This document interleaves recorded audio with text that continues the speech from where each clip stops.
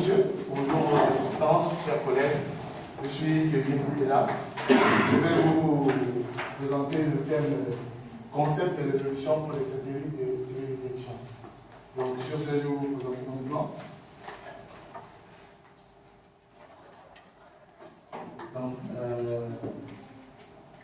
ici, qu'est-ce que nous allons voir en première position? Nous allons avoir une introduction. Nous allons avoir les différents types de résolution qui existent.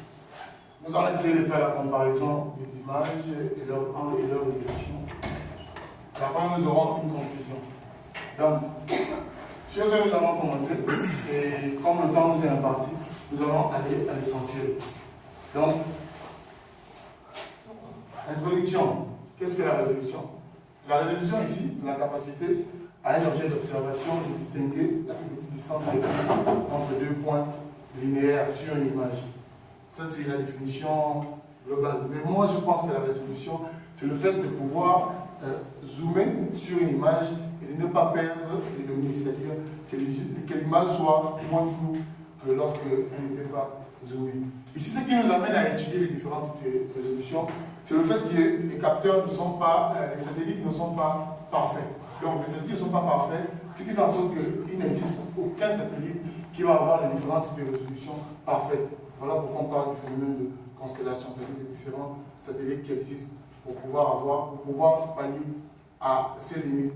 Sur ce, l'objectif de notre exposé ici est de vous présenter les différents types de résolution pour que nous puissions ici sortir avec un aperçu sur les résolutions qui existent. Donc le plan ici, c'est que nous allons passer à la première résolution. La résolution spatiale. Ici, la résolution spatiale, ici, elle représente la taille du petit élément qu'il est possible de distinguer sur une image. Donc, on peut aussi dire que c'est le pixel. C'est comme le pixel, c'est une image composée de pixels. Donc, le pixel, c'est le plus petit élément visible sur une image. Les pixels sont différents. Donc, la résolution ici la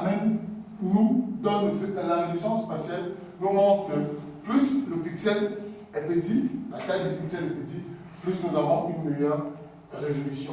Donc, ce qui montre que plus la résolution augmente, plus la superficie visible par le capteur diminue. Ici, ça s'explique par rapport à quoi? C'est-à-dire que lorsque on va regarder une image, plus on est loin, on aura une grande image, un grand aperçu d'image, mais on va difficilement distinguer les objets à l'intérieur. Mais lorsqu'on va zoomer, on va distinguer les objets, mais la superficie sera plus petite.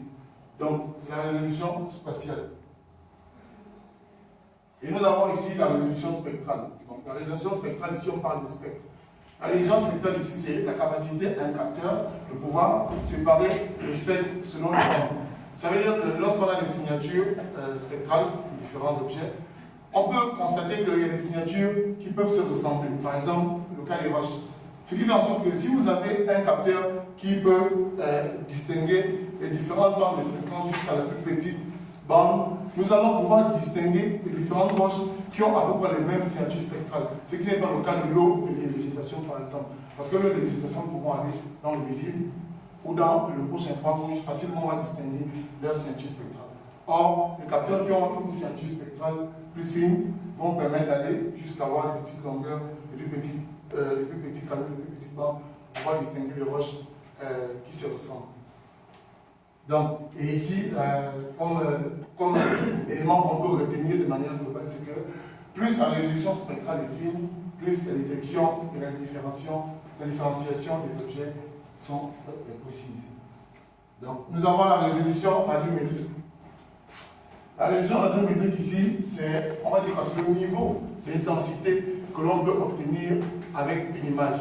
C'est-à-dire quoi? C'est-à-dire que les images sont codées ici sur un certain nombre de bits, ce qui nous amène au codage. Et ce codage fait appel au niveau d'intensité qu'on peut avoir sur une image. Donc, il y a des codages, il y a des images qui sont codées sur 2 bits. Et il y a des images qui sont codées sur 8 bits, 4 bits. Et ici, on va faire 2 à la puissance 2, on aura 4. Ici, on a le codage et là, on a le niveau d'intensité de la couleur qu'on va avoir. Donc, la résolution radiométrique ici nous montre que plus on a le codage sur un nombre de bits élevé, plus on aura une meilleure qualité d'image, plus on va pouvoir observer les images à l'intérieur. Donc, les images collées sur 2 bits et les images collées sur 8 bits n'ont pas la même résolution. Les images collées sur 8 bits ont une résolution plus élevée parce qu'on aura un niveau d'intensité de couleur plus élevé par rapport à 2 à la puissance 8 qui est supérieur largement à 2 à la puissance 2. Et enfin, nous avons la résolution temporelle. La résolution temporelle ici, on peut la définir comme le cycle orbital. On parle de temps. C'est le temps de mettre un satellite pour faire capturer une image, faire le tour du globe et revenir capturer la même image. Cette résolution est importante parce qu'on peut remarquer que lorsqu'on va étudier le phénomène de l'évolution, par exemple, des feux de forêt ou des inondations, on a besoin de cette résolution parce qu'au fur et à mesure, par rapport à la vitesse à laquelle le satellite tourne, on va pouvoir capturer le phénomène en fonction de son évolution. Et il est important de comprendre aussi que les satellites qui sont sur l'équateur ont une vitesse maximale par rapport aux satellites qui se rapprochent des pôles. C'est-à-dire que les satellites qui se rapprochent des pôles ont une résolution radiométrique plus grande parce que la vitesse est plus petite que ceux qui sont sur l'équateur. Parce que là, on a 0 degré et en haut, degré. Donc ici, nous avons la comparaison, puisqu'on doit ramener tout à l'image, nous avons la comparaison ici de la résolution spatiale différente. Donc ici, nous avons une image qui a une résolution spatiale grossière. Donc ici, vous voyez qu'il est difficile de distinguer les éléments à l'intérieur parce que ça dépend du phénomène qu'on va étudier. Or ici, du côté droit, nous avons une résolution spatiale plus fine. Donc ici, nous pouvons distinguer les éléments. Or, c'est la même image. Mais là, on a une résolution spatiale plus fine, donc on peut distinguer même les immeubles, les routes, etc. Et là, nous avons une résolution spatiale plus grande, plus grossière, mais plus petite.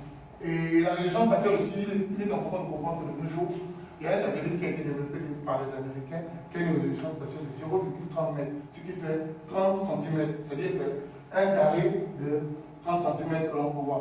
Et c'est souvent des satellites militaires, parce que les militaires, c'est plus l'espionnage. Et là, nous allons voir les différents satellites, leur capteur, leur altitude et leur résolution. C'est juste une petite comparaison par rapport aux satellites que l'on connaît, Landsat 1, 2, 3, qui a une résolution de 19 mètres. C'est la taille du pixel. Donc ici, on va voir que les spots 1, 2 et 3 ont une résolution de 10 mètres. Donc ici, si on doit comparer la résolution, on va dire que c'est les spots 1 et les spots, c'est les spots qui ont une plus grande résolution que les Landsat. Et ici, nous avons le spot, son capteur, c'est HRV, qui signifie haute résolution visible. Donc, il est important de comprendre que les Landsat ont une moindre résolution que les satellites, que les capteurs sur les satellites spot. Donc, ici, nous avons une résolution radiométrique. Comme on le disait tout à l'heure, la résolution radiométrique se base sur le codage. Donc, ici, nous avons une image qui est collée sur 2 bits. Donc, 2 bits nous donnent quoi? 4 niveaux d'intensité d'image, de gris, de couleur. Et ici, nous avons une image basée sur 8 bits. Et 8 bits ici, si on fait de la puissance 8, on aura 255 intensités. Donc, une image qui est collée, je le répète, parce que on va bien comprendre. Donc, une image qui est collée sur 2 bits a une résolution moins qu'une image qui est collée sur 8 bits. Et là, on peut le voir, parce que l'image qui est collée sur 8 bits est floue, l'image qui est collée sur 2 bits est floue, l'image qui est collée sur 8 bits nous donne plus d'informations. Et nous allons toujours aller dans le cadre de notre comparaison par rapport au codage des Landsat 1 déjà, qui sont collés sur 6 bits, et 6 bits 2 à la puissance 6, ça fait 64 intensités, niveau de couleur. Et nous avons le spot qui est collé sur 8 bits. 8 bits, c'est la puissance 8, qui fait 255 niveaux. Donc, c'est-à-dire que là, le spot va encore l'emporter sur Landsat 1. Et donc, le spot a la meilleure résolution radiométrique que Landsat 1. Sur ce, nous allons conclure. Déjà, nous avons vu les différents types de résolution. La résolution spatiale, déjà. La résolution spectrale, la résolution radiométrique et la résolution temporelle.